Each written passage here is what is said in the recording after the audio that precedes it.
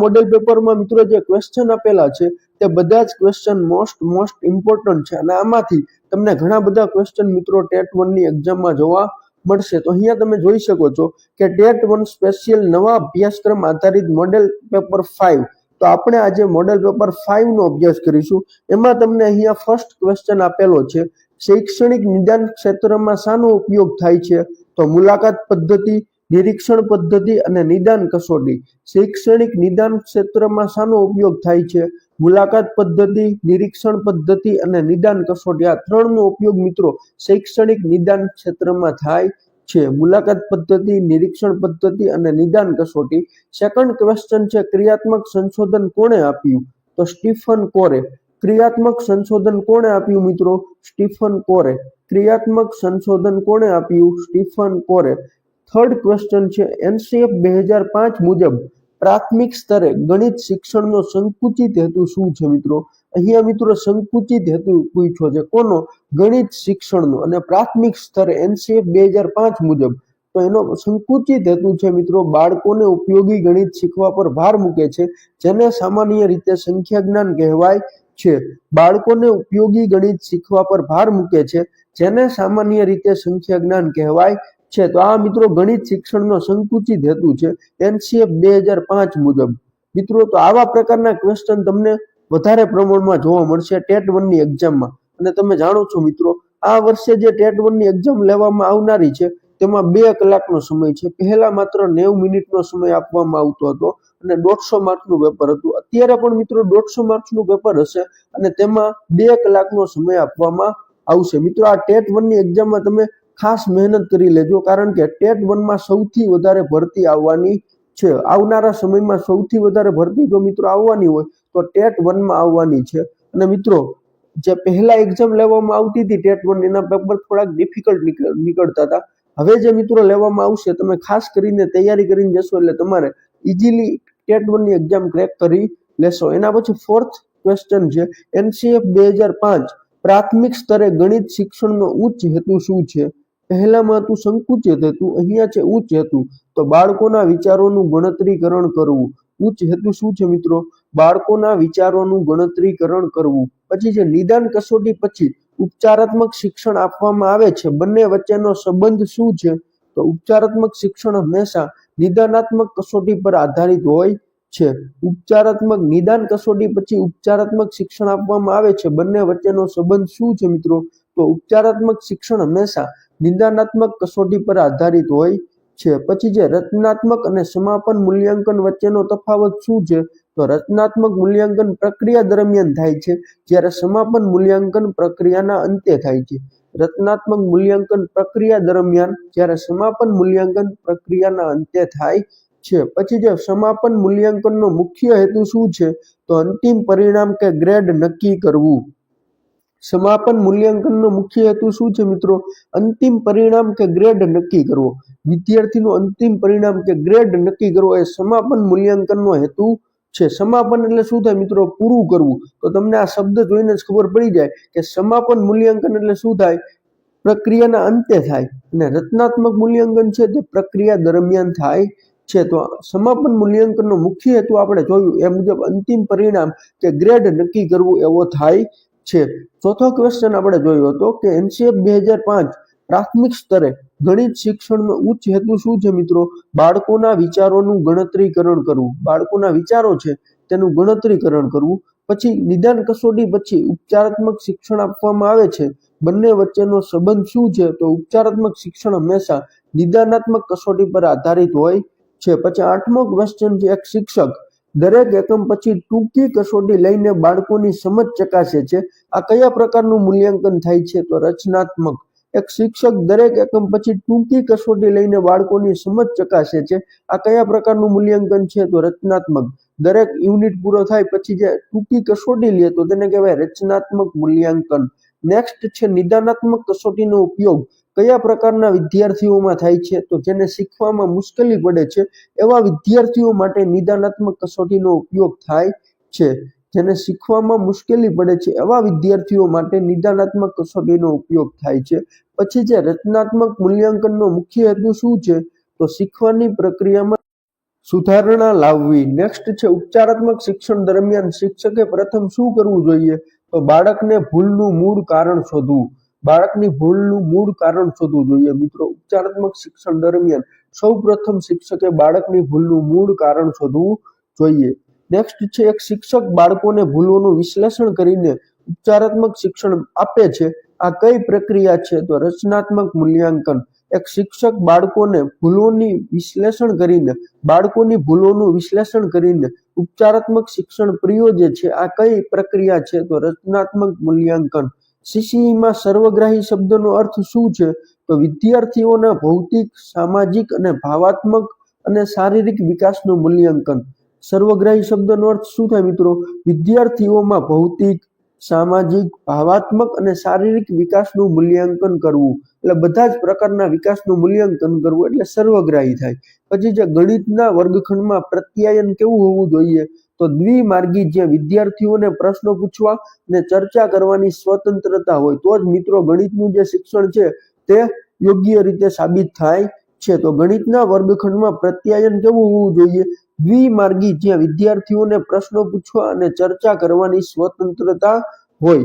પછી જે ગણિત પ્રયોગશાળાનો મુખ્ય ઉદ્દેશ શું છે? તો વિદ્યાર્થીઓને પ્રવૃત્તિ અને પ્રયોગ દ્વારા ગણિત શીખવવાની તક આપવી. વિદ્યાર્થીઓને પ્રવૃત્તિ અને પ્રયોગ દ્વારા ગણિત શીખવવાની તક આપવી એ જ ગણિત પ્રયોગશાળાનો મુખ્ય ઉદ્દેશ છે. એના પછી અહીંયા તમને આપેલો છે 16મો ક્વેશ્ચન. જીઓ બોર્ડનો ઉપયોગ મુખ્યત્વે ગણિતની કઈ સંકલ્પના શીખવવા માટે થાય છે? જીઓ બોર્ડનો ઉપયોગ મુખ્યત્વે ગણિતની કઈ સંકલ્પના શીખવવા માટે થાય છે? તો ભૂમિતિના આકારો, પરિમિતિ અને ક્ષેત્રફળ. આ શીખવવા માટે જીઓ બોર્ડનો ઉપયોગ થાય છે. શેના માટે મિત્રો? ભૂમિતિના આકારો, પરિમિતિ અને ક્ષેત્રફળ શીખવવા માટે જીઓ બોર્ડનો ઉપયોગ થાય છે. નેક્સ્ટ છે પ્રાથમિક સ્તરે અમૂર્ત ગાણિતિક સંકલ્પનાઓને સ્પષ્ટ કરવા માટે શિક્ષકે શેનો ઉપયોગ કરવો જોઈએ? તો મૂર્ત શૈક્ષણિક સાધનો.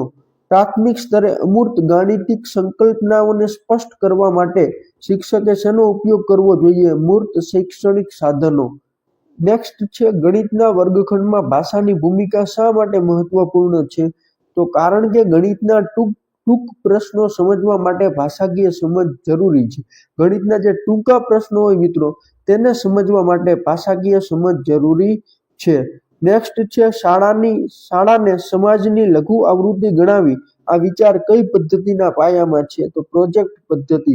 શાળાને સમાજની લઘુ આવૃત્તિ ગણાવવી. આ વિચાર કઈ પદ્ધતિના પાયામાં છે? પ્રોજેક્ટ પદ્ધતિ. આગળ આવે જોઈએ આપણે પ્રોજેક્ટ પદ્ધતિનું મુખ્ય શૈક્ષણિક લાભ શું છે? પ્રોજેક્ટ પદ્ધતિનો મુખ્ય શૈક્ષણિક લાભ શું છે? તો તે વાસ્તવિક કે જીવનના અનુભવ દ્વારા અનેક વિષયોનું સંકલિત જ્ઞાન આપે છે.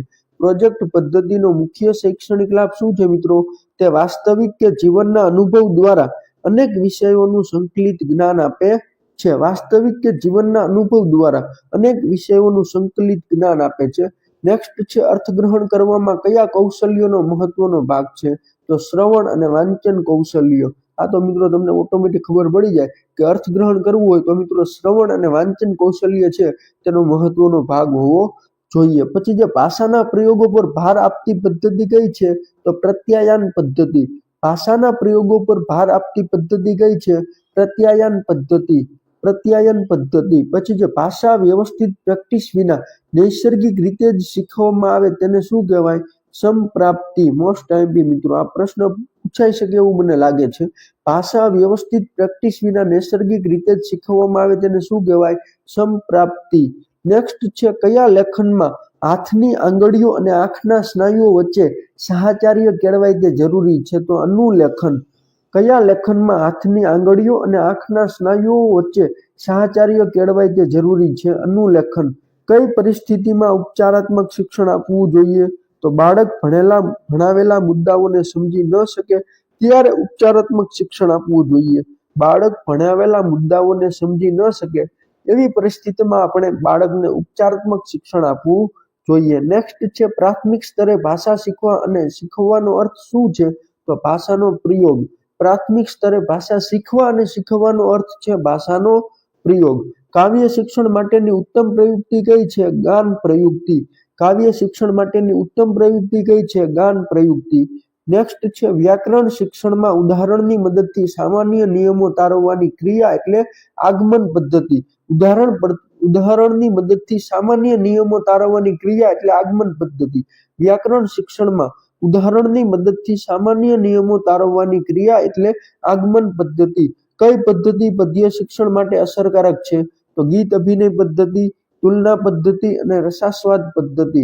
આ ત્રણેય પદ્ધતિઓ મિત્રો પદ્ય શિક્ષણ માટે છે તે અસરકારક છે. ગીત અભિનય પદ્ધતિ, તુલના પદ્ધતિ અને રસાસ્વાદ પદ્ધતિ. તુલના પદ્ધતિ એ કેવા શિક્ષણની પદ્ધતિ છે? તો પદ્ય શિક્ષણની. આ રીતે મિત્રો પણ તમને પ્રશ્ન પૂછી શકે. તુલના પદ્ધતિ એ કેવા શિક્ષણની પદ્ધતિ છે? તો પદ્ય શિક્ષણની. ભાષા સંસર્ગ એ પદ્ધતિ એ શિક્ષણની પદ્ધતિ છે તો વ્યાકરણ. ભાષા સંસર્ગ પદ્ધતિ એ શિક્ષણની કઈ પદ્ધતિ છે? તો વ્યાકરણ. પછી છે વ્યવહારિક વ્યાકરણ શિક્ષણની પદ્ધતિ કઈ છે? ભાષા સંસર્ગ.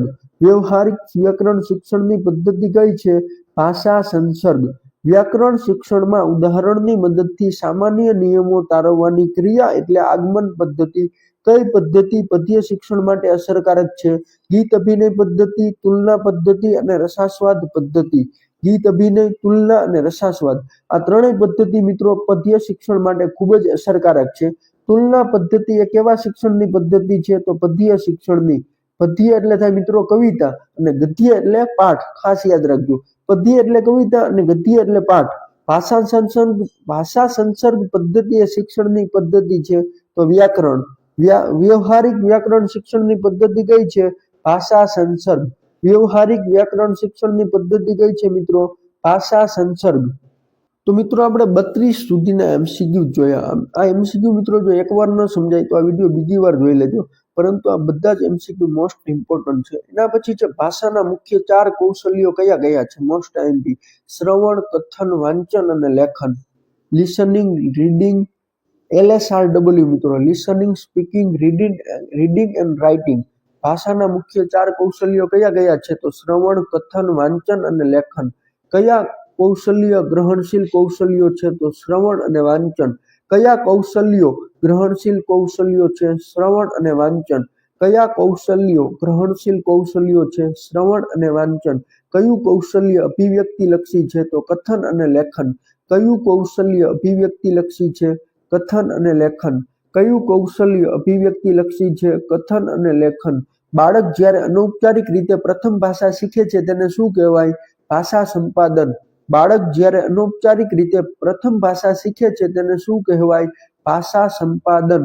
બાળક જ્યારે અનૌપચારિક રીતે પ્રથમ ભાષા શીખે છે તેને શું કહેવાય? ભાષા સંપાદન. ઔપચારિક શિક્ષણ દ્વારા ભાષાના નિયમો અને વ્યાકરણ શીખવાને શું કહેવાય? ભાષા અધ્યયન. ભાષા અધ્યયન. ગુજરાતી ભાષા શિક્ષણમાં શ્રવણ કૌશલ્યોનો વિકાસ કરવા માટે કઈ પ્રવૃત્તિ સૌથી યોગ્ય છે? તો વાર્તા કથન અને પ્રશ્નોત્તરી. ગુજરાતી ભાષા શિક્ષણમાં શ્રવણ કૌશલ્યોનો વિકાસ કરવા માટે કઈ પ્રવૃત્તિ સૌથી યોગ્ય છે? વાર્તા કથન અને પ્રશ્નોત્તરી. ભાષા વર્ગખંડમાં બહુભાષીયતાને કેવી રીતે જોઈ શકાય? તો સંસાધન તરીકે. ભાષા વર્ગખંડમાં બહુભાષીયતાને કેવી રીતે જોઈ શકાય? સંસાધન તરીકે. વાંચન દરમિયાન કોઈ ચોક્કસ માહિતી શોધવાની પ્રક્રિયાને શું કહેવાય? સ્કેનિંગ. વાંચન દરમિયાન કોઈ ચોક્કસ માહિતી શોધવાની પ્રક્રિયાને શું કહેવાય? સ્કેનિંગ. પર્યાવરણ વિષય કયા વિષય સાથે જોડાયેલો છે? તો વિજ્ઞાન અને સમાજશાસ્ત્ર. પર્યાવરણ વિષય કયા વિષય સાથે જોડાયેલો છે? વિજ્ઞાન અને સમાજશાસ્ત્ર. પર્યાવરણને મિત્રો અંગ્રેજીમાં કહેવાય એન્વાયરમેન્ટ. તો પર્યાવરણ વિષય કયા વિષય સાથે જોડાયેલો છે? વિજ્ઞાન અને સમાજશાસ્ત્ર. આ બંને વિષય સાથે મિત્રો પર્યાવરણ વિષય છે તે જોડાયેલો છે. પર્યાવરણ શિક્ષણનો સિદ્ધાંત શું છે? તો અનુભવ આધારિત. પર્યાવરણ શિક્ષણનો સિદ્ધાંત શું છે મિત્રો? અનુભવ આધારિત. ગુજરાતી ભાષા શિક્ષણમાં શ્રવણ કૌશલ્યનો વિકાસ કરવા માટે કઈ પ્રવૃત્તિ સૌથી યોગ્ય છે? તો વાર્તા કથન અને પ્રશ્નોત્તરી. ભાષા વર્ગખંડમાં બહુભાષીયતાને કેવી રીતે જોઈ શકાય? બહુભાષીયતાને કેવી રીતે જોઈ શકાય? એક સંસાધન તરીકે. વાંચન દરમિયાન કોઈ ચોક્કસ માહિતી શોધવાની પ્રક્રિયાને શું કહેવાય? સ્કેનિંગ. પર્યાવરણ વિષય કયા વિષય સાથે જોડાયેલો છે? વિજ્ઞાન અને સમાજશાસ્ત્ર. પર્યાવરણ શિક્ષણનો સિદ્ધાંત શું છે? અનુભવ આધારિત શિક્ષણ છે મિત્રો. પર્યાવરણ શિક્ષણનો સિદ્ધાંત શું છે? તો અનુભવ આધારિત. ભાષા વર્ગખંડમાં બહુભાષીયતાને કેવી રીતે જોઈ શકાય? સંસાધન તરીકે. વાંચન દરમિયાન કોઈ ચોક્કસ માહિતી શોધવાની પ્રક્રિયાને શું કહેવાય? સ્કેનિંગ. મિત્રો ખાસ યાદ રાખજો, આપણે વાંચતા હોય તે દરમિયાન કોઈ ચોક્કસ માહિતી શોધવી હોય ને એ પ્રક્રિયાને શું કહેવાય? સ્કેનિંગ. સ્કેનિંગ એટલે શું થાય મિત્રો તમે જાણો છો. પર્યાવરણ વિષય કયા વિષય સાથે જોડાયેલો છે? તો વિજ્ઞાન અને સમાજશાસ્ત્ર. કારણ કે વિજ્ઞાન અને સમાજશાસ્ત્રમાં મિત્રો પર્યાવરણને લગતા ઘણા બધા ટોપિકનો છે તેમાં સમાવેશ થાય છે, ઇન્ક્લુડ થઈ જાય છે વિજ્ઞાન અને સમાજશાસ્ત્રમાં. એના પછી આપણે નેક્સ્ટ જોઈ પર્યાવરણ શિક્ષણનો મુખ્ય સાધન કયું છે? તો પ્રકૃતિ પ્રવાસ. પર્યાવરણ શિક્ષણમાં મુખ્ય સાધન કયું છે મિત્રો?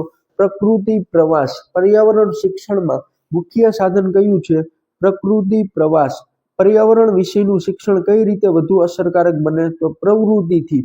પર્યાવરણ વિષયનું શિક્ષણ મિત્રો જો તમારે વધુ અસરકારક બનાવવું હોય તો તેમાં પ્રવૃત્તિ બાળકોને છે તે કરાવવી પડે. એટલે પર્યાવરણ વિષયનું શિક્ષણ કઈ રીતે વધુ અસરકારક બને? તો પ્રવૃત્તિથી. પર્યાવરણ શિક્ષણની સંકલ્પના રજૂ કરવાની પદ્ધતિ. તો 6 પદ્ધતિ આપેલી છે મિત્રો. અવલોકન, પ્રયોગ, પ્રશ્નોત્તરી, ચિત્ર દ્રશ્ય, અનુભવ અને સારાંશ પદ્ધતિ. પર્યાવરણ શિક્ષણની સંકલ્પના રજૂ કરવાની પદ્ધતિ. તો અવલોકન, પ્રયોગ, પ્રશ્નોત્તરી, ચિત્ર દ્રશ્ય, અનુભવ અને સારાંશ પદ્ધતિ. વિદ્યાર્થીને પર્યાવરણ વિષયમાં રસ જગાવવા માટે શું શ્રેષ્ઠ છે? તો ફિલ્ડ વિઝિટ. વિદ્યાર્થીને પર્યાવરણ વિષયમાં રસ જગાવવા માટે શું શ્રેષ્ઠ છે? Field visit. કઈ પદ્ધતિથી વિદ્યાર્થી પર્યાવરણમાં પ્રતિસાદ અને નિરીક્ષણ કરી શકે છે? તો પ્રયોગ અને પ્રાયોગિક. કઈ પદ્ધતિથી વિદ્યાર્થી પર્યાવરણમાં પ્રતિસાદ અને નિરીક્ષણ કરી શકે છે? પ્રયોગ અને પ્રાયોગિક. કઈ પદ્ધતિથી વિદ્યાર્થી પર્યાવરણમાં પ્રતિસાદ અને નિરીક્ષણ કરી શકે છે? પ્રયોગ અને પ્રાયોગિક. પર્યાવરણ શિક્ષણમાં મુખ્ય સાધન કયું છે? પ્રકૃતિ નિવાસ. પર્યાવરણ વિષયનું શિક્ષણ કઈ રીતે વધુ અસરકારક બને મિત્રો? પ્રવૃત્તિથી.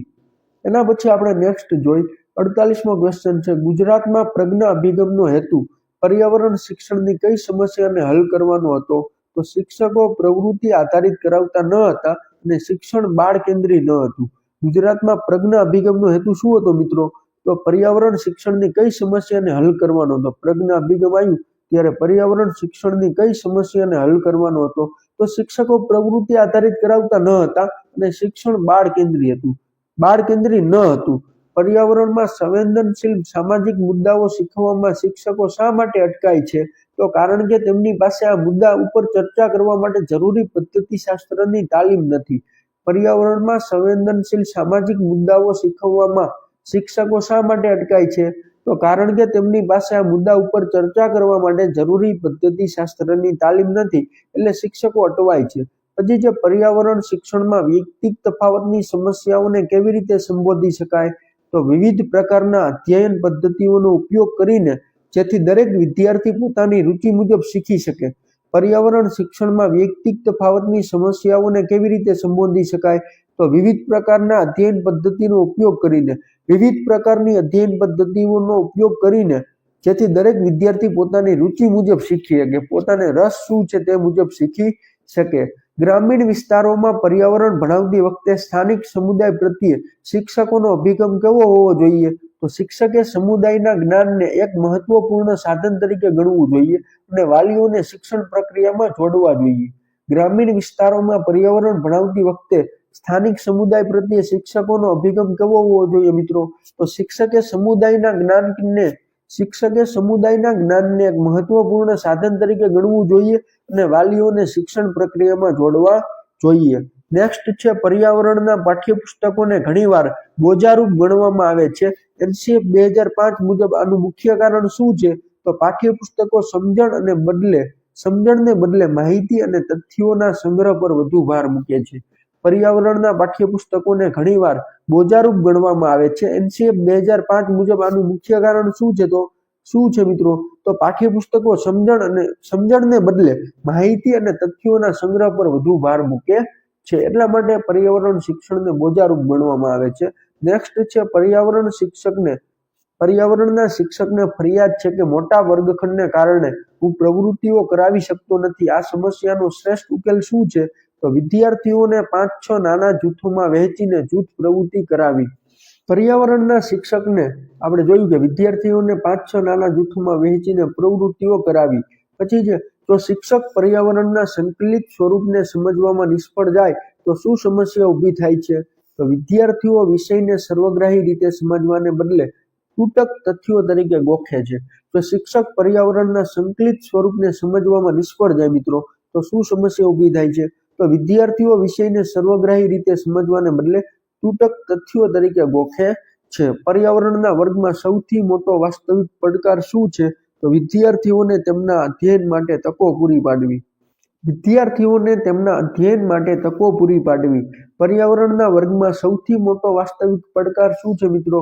વિદ્યાર્થીઓને તેમના અધ્યયન માટે તકો પૂરી પાડવી. શિક્ષક TLM નો ઉપયોગ શા માટે કરે છે? TLM નું ફૂલ ફોર્મ થાય મિત્રો ટીચર લર્નિંગ મટીરિયલ. તો શિક્ષક TLM નો ઉપયોગ શા માટે કરે છે? શિક્ષણને વધુ મૂર્ત, રસપ્રદ, સ્પષ્ટ અને અનુભવ આધારિત બનાવવા માટે. શિક્ષક TLM નો ઉપયોગ શા માટે કરે છે? તો શિક્ષણને વધુ મૂર્ત, રસપ્રદ, સ્પષ્ટ અને અનુભવ આધારિત બનાવવા માટે શિક્ષક TLM નો ઉપયોગ કરે છે.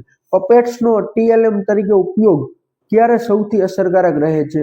તો સામાજિક રીતે સંવેદનશીલ મુદ્દાઓ અથવા વાર્તાકથન દ્વારા અમૂર્ત ખ્યાલો રજૂ કરવા. પપેટ્સનો TLM તરીકે ઉપયોગ ક્યારે સૌથી અસરકારક રહે છે? તો સામાજિક રીતે સંવેદનશીલ મુદ્દાઓ અથવા વાર્તાકથન દ્વારા અમૂર્ત ખ્યાલો રજૂ કરવા હોય ત્યારે પપેટ્સનો TLM તરીકે ઉપયોગ સૌથી વધુ અસરકારક રહે છે. જો શિક્ષક પર્યાવરણના સંકલિત સ્વરૂપને સમજવામાં નિષ્ફળ જાય તો શું સમસ્યા ઊભી થાય છે મિત્રો? વિદ્યાર્થીઓ વિષયને સર્વગ્રાહી રીતે સમજવાને બદલે તૂટક તથ્યો તરીકે ગોખે છે. પર્યાવરણના વર્ગમાં સૌથી મોટો વાસ્તવિક પડકાર શું છે મિત્રો આપણે જોયું. એના પછી જે રમકડા આધારિત શિક્ષણનો મુખ્ય સિદ્ધાંત શું છે? તો જટિલ શૈક્ષણિક ખ્યાલોને આનંદદાયક અને હાથથી કરી શકાય તેવી રમતો રમકડા દ્વારા શીખવવામાં આવે છે. રમકડા આધારિત શિક્ષણનો મુખ્ય સિદ્ધાંત શું છે મિત્રો? જટિલ શૈક્ષણિક ખ્યાલોને આનંદદાયક અને હાથથી કરી શકાય તેવી રમતો રમકડા દ્વારા શીખવવામાં આવે છે. પર્યાવરણના શિક્ષક માટે સૌથી મહત્વપૂર્ણ TLM કયું છે? તો શાળાની આસપાસનું વાસ્તવિક પર્યાવરણ. પર્યાવરણના શિક્ષક માટે સૌથી મહત્વપૂર્ણ TLM કયું છે મિત્રો?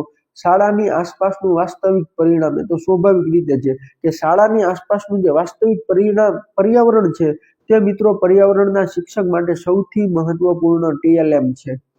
ના પછી છે ગ્લોબ એ કેવા પ્રકારનો TLM છે? તો બિન પ્રક્ષેપિત અથવા તો ત્રિપરિમાણીય.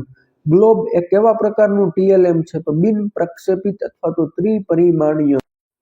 એના પછી લાસ્ટ ક્વેશ્ચન છે પર્યાવરણમાં નકશાનો TLM તરીકે ઉપયોગ કરવાથી વિદ્યાર્થીઓમાં કયું કૌશલ્ય વિકસે છે? તો સ્થાન, દિશા અને સ્કેલની સમજ છે તે મિત્રો વિદ્યાર્થીઓમાં વિકસે છે. પર્યાવરણ વિશે આપણે લેતા હોય એટલે મિત્રો આપણી પાસે નકશો વિશ્વનો હોવો જોઈએ અથવા તો ભારતનું જો આપણે ભણાવતા હોય તો ભારતનો નકશો હોવો જોઈએ અને કોઈ ચોક્કસ રાજ્યનું ભણાવતા હોય તો તેનો નકશો આપણી પાસે હોવો જોઈએ જેથી વિદ્યાર્થીઓને શીખવામાં સરળતા રહે. તો પર્યાવરણમાં નકશાનો TLM તરીકે ઉપયોગ કરવાથી વિદ્યાર્થીઓમાં કયું કૌશલ્ય વિકસે છે? તો વિદ્યાર્થીઓ સ્થાન, દિશા અને સ્કેલની છે તે યોગ્ય સમજ કેળવે છે. તો મિત્રો આ વિડીયોમાં આપણે 61 સુધીના MCQ જોયા. આ મોડેલ પેપર 5માં બધા જ MCQ છે તે મિત્રો મોસ્ટ ઇમ્પોર્ટન્ટ છે અને આમાંથી તમને કેટલાક MCQ મિત્રો ટેટ 1 ની પરીક્ષામાં જોવા મળી શકે તેમ છે. તો મિત્રો તો તમને આ વિડીયો ગમ્યો હોય તો વિડીયોને લાઇક, શેર તેમજ ચેનલને સબસ્ક્રાઇબ કરવાનું ભૂલશો નહીં.